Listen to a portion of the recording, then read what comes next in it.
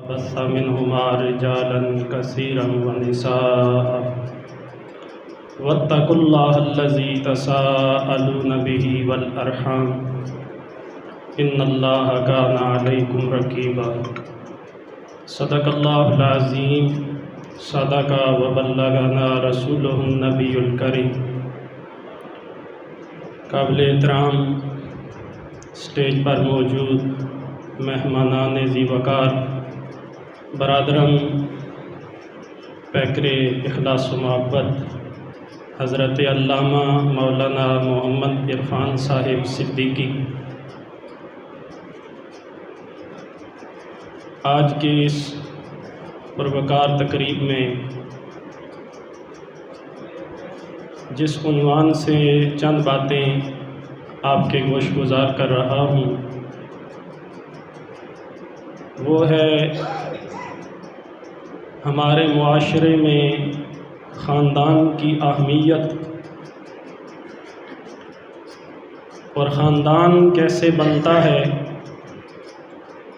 اور ایک بہترین خاندان معاشرے میں کس طرح اپنا کردار ادا کرتا ہے، اور اگر خاندان کا نظام درست نہ ہو تو اس کے اثرات معاشرے کے اندر کیا ہوتے ہیں۔ احباب گرامی، اللہ تعالیٰ نے اس آیت کریمہ میں ارشاد فرمایا، اے لوگو اللہ سے ڈرو جس نے تمہیں ایک نفس سے پیدا کیا۔ یہاں پر خطاب اللہ کی ذات نے تمام لوگوں کو فرمایا، صرف ایمان والوں کو نہیں بلکہ غیر مسلموں کو بھی یہاں پر خطاب فرمایا، اور غیر مسلم کے لیے اللہ سے ڈرنے کا مطلب یہ ہے کہ وہ ایمان لائیں، اسلام قبول کریں اور اسلام کے مطابق اپنی زندگی گزاریں۔ اور ایمان والے لوگوں کو خطاب کا مطلب یہ ہے کہ جو پہلے سے اسلام لا چکے ہیں وہ اللہ اور اس کے رسول کریم صلی اللہ علیہ وآلہ وسلم کے بتائے ہوئے احکامات کے مطابق اپنی زندگیوں میں عمل کریں۔ اور ایک جان سے سارے لوگوں کو پیدا کیا گیا ہے جو کہ حضرت آدم علیہ السلام کی ذات والا صفات ہے، اور پھر فرمایا کہ انہی سے ان کا جوڑا بنایا گیا، اور پھر اسی سے مرد اور عورت اور سب کو اللہ نے پھیلا دیا، اور یہ سلسلہ اللہ تعالیٰ کی رضا کے مطابق قیامت تک جاری رہے گا۔ اور پھر فرمایا اللہ سے ڈرو کہ جس کے حق سے اور جس کے نام سے تم ایک دوسرے کے ساتھ جڑتے ہو، اور قطع رحمی کرنے سے اور رشتوں کو توڑنے سے ڈرو، بے شک اللہ کی ذات تمہارے اوپر نگران ہے۔ احباب گرامی، ایک خاندان ہمارے معاشرے کے اندر ایک بہترین بنیاد بن سکتا ہے، اور خاندان کی بنیاد آپ جانتے ہیں کہ ایک مرد اور ایک عورت رکھتے ہیں۔ زوجین میاں بیوی ایک خاندان کی بنیاد رکھتے ہیں، اور وہی خاندان انسان کی پرورش کرنے میں پہلی سیڑھی ہوتا ہے۔ اب ابتدا سے اگر اسے شروع کریں میں اپنی بات کو، تو یوں سمجھ لیں کہ مرد اور عورت، میاں اور بیوی جب رشتہ کیا جاتا ہے تو اسی وقت ایک خاندان کی بنیاد پڑ جاتی ہے۔ اور عمومی طور پر ہمارے کلچر میں رشتہ کرتے وقت جب میاں اور بیوی کا انتخاب کیا جاتا ہے تو اس وقت اسلامی پوائنٹ آف ویو کو ملحوظ خاطر نہیں رکھا جاتا، اسلامی تعلیمات کو سامنے نہیں رکھا جاتا، جس کی وجہ سے پھر آگے جتنی بھی محنت کر لیں جب بنیاد کمزور ہوگی، جب ابتدا ہی صحیح نہ ہوگی تو پھر بعد میں جتنی بھی کوشش کر لیں وہ لا حاصل ہوگی، اور بہت زیادہ محنت کرنے کے بعد بھی تھوڑے سے نتائج سامنے آئیں گے۔ مجھے بڑی خوشی ہوتی ہے کہ جب یہاں پر اس طرح کے سیمینارز رکھے جاتے ہیں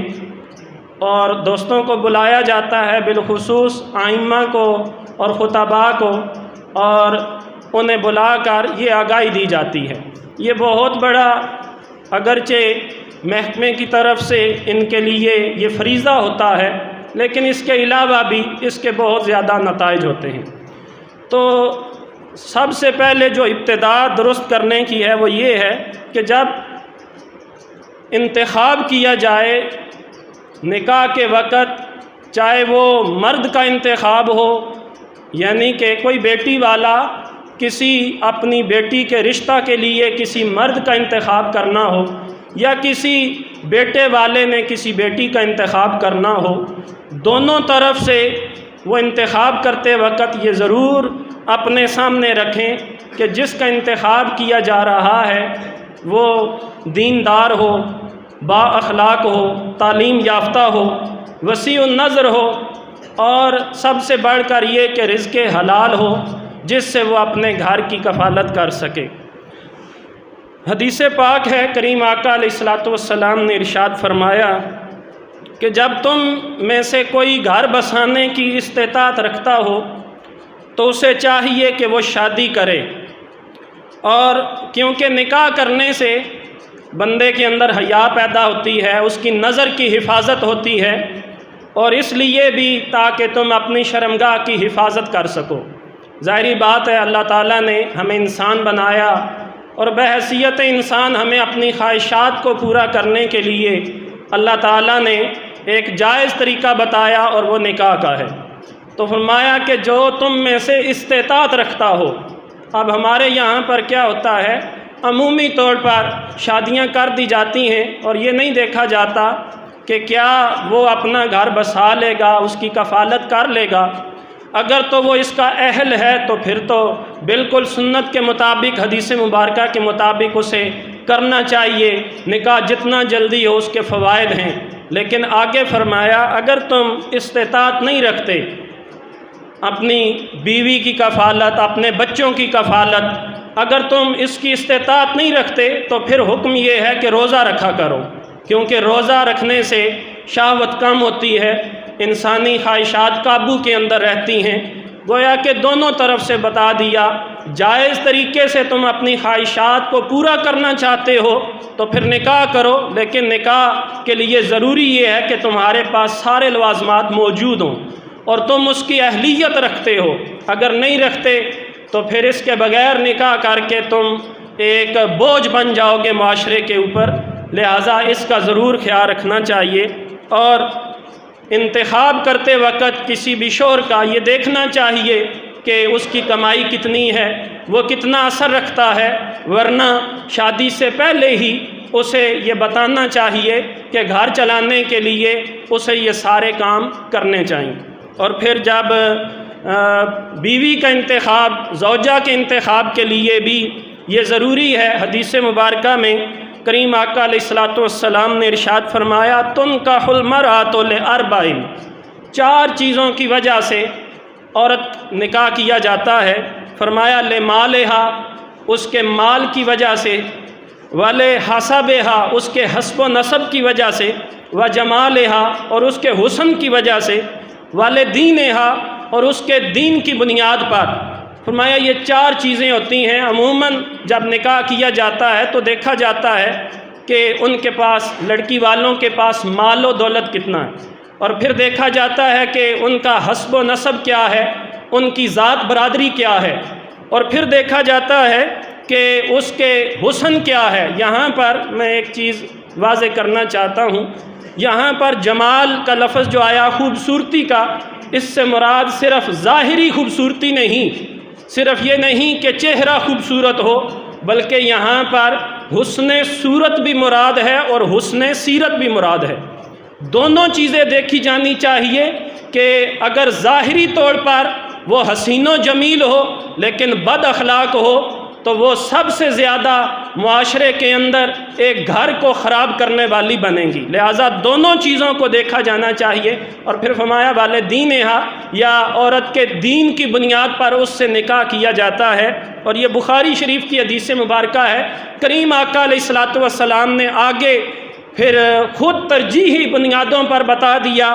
فظفر بذات الدین، فرمایا چاروں وجہ سے نکاح کر سکتے ہو، مال کو بھی دیکھو، ذات برادری کو بھی دیکھو، حسن و جمال کو بھی دیکھو، دین کو بھی دیکھو، لیکن اگر دین آ جائے تو پھر دین کو ترجیح دیا کرو، کیونکہ جو دیندار ہوگی اسے پتہ ہوگا کہ میں نے اپنا گھر کیسے سنبھالنا ہے، اسے پتہ ہوگا کہ میں نے اپنے شوہر اور بچوں کو کیسے سنبھالنا ہے، اسے پتہ ہوگا کہ گھر کے تمام معاملات کو، اسلامی تعلیمات سے دوری بھی ہمارے معاشرے کے اندر، جن گھروں کے اندر اسلامی تعلیمات نہیں ہوتی، وہاں پر یہ ایک سب سے بڑا تجزیہ کیا جا سکتا ہے کہ وہاں پر پلنے والے بچے، پرورش پانے والے بچے یا وہ خاندان، اس میں وہ آرام اور سکون نہیں ہوتا جو کہ دیندار گھرانوں کے اندر موجود ہوتا ہے۔ میں اپنی بات کو مختصر کرتے ہوئے عرض کروں گا کہ اس معاملے میں والد اور والدہ کو شادی کرتے وقت اپنا کردار ادا کرنا چاہیے۔ عمومی طور پر والد اس سوچ میں ہوتا ہے کہ میرج ہال کا بل کیسے پے کرنا ہے، والد اس سوچ میں ہوتا ہے کہ میں نے دیگر لوازمات، باہر کے معاملات کو کیسے ہینڈل کرنا ہے، یہ اخراجات کہاں سے پورے کرنے ہیں، اور وہ ساری کی ساری ذمہ داری گھر کی عورتوں پر ڈال دی جاتی ہے۔ وہی رشتہ دیکھنے جاتی ہیں، وہی اس کے لیے سلیکشن کرتی ہیں، اور ظاہری بات ہے کہ جب عورتیں دیکھتی ہیں تو عمومی طور پر عورتیں دنیا داری کو دیکھتی ہیں، اور وہ اس حساب سے دیکھتی ہیں کہ یہ ان کے لیے کتنا فائدہ مند رہے گا، لیکن والد کو بھی چاہیے کہ باقی ضروریات کے ساتھ ساتھ وہ انتخاب کرتے وقت بھی ضرور ساتھ شامل ہو، اور والدہ کو بھی چاہیے کہ وہ جب اس چیز کا انتخاب کرے تو انتخاب کرتے وقت اس میں دین کو ملحوظ خاطر رکھیں۔ دنیا داری سے اسے پیسہ مل سکتا ہے لیکن بہترین نسل نہیں مل سکتی، اور یہاں سے آگے ایک پورا خاندان بننا ہوتا ہے، اس کی نسل کی ابتدا ہونی ہوتی ہے، تو اسے چاہیے کہ وہاں پر جب یہ انتخاب کیا جائے تو بہترین بنیادوں پر اس کا انتخاب ہونا چاہیے۔ بخاری شریف میں کریم آقا علیہ الصلوۃ والسلام نے فرمایا الرجل راع فی اہلہ، آدمی مرد اپنے گھر کے اندر وہ حاکم ہے، وَهُوَ مَسْئُولٌ عَنْ رَعِيَّتِهِ، اور اس کی رعایا کے بارے میں اس سے پوچھا جائے گا۔ ہم میں سے ہر ایک فرد اپنے گھر کا اپنے مقام کے مطابق حاکم ہے، اور ہم نے اس کے بارے میں جواب دہ ہونا ہے۔ اس لیے یہ ضرور، اور اگر یہ غلط انتخاب ہو جائے تو اس کا گھریلو سطح پر جو اثرات اس کے نمایاں ہوتے ہیں، وہ آپس میں باہمی محبت نہیں ہوتی۔ جب میاں بیوی کا آپس میں ذہنی تناؤ ہوگا تو وہ کس طرح سے آگے اپنی نسل کی بہترین پرورش کر سکتے ہیں؟ آرام اور سکون گھر کے اندر نہیں ہوگا، نئے ہر روز نئے فسادات ہوں گے، لڑائی جھگڑے ہوں گے، پھر وہ بچوں کی تعلیم و تربیت پر اثر انداز ہوں گے، وہ ذہنی انتشار بنیں گے، اور بالآخر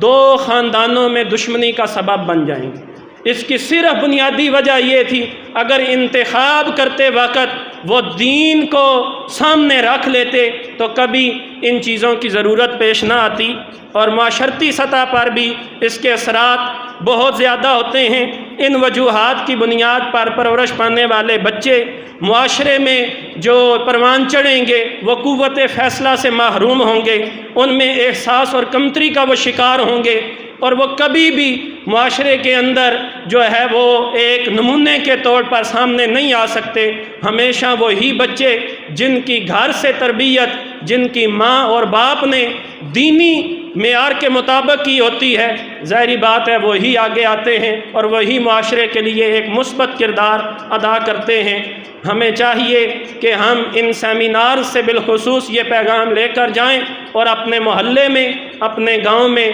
اپنے افراد جو ہمارے ارد گرد رہتے ہیں ان تک یہ پیغام پہنچائیں۔ اللہ کریم میری اور آپ کی حاضری کو اپنی بارگاہ میں قبول فرمائے۔ وما علینا الا البلاغ۔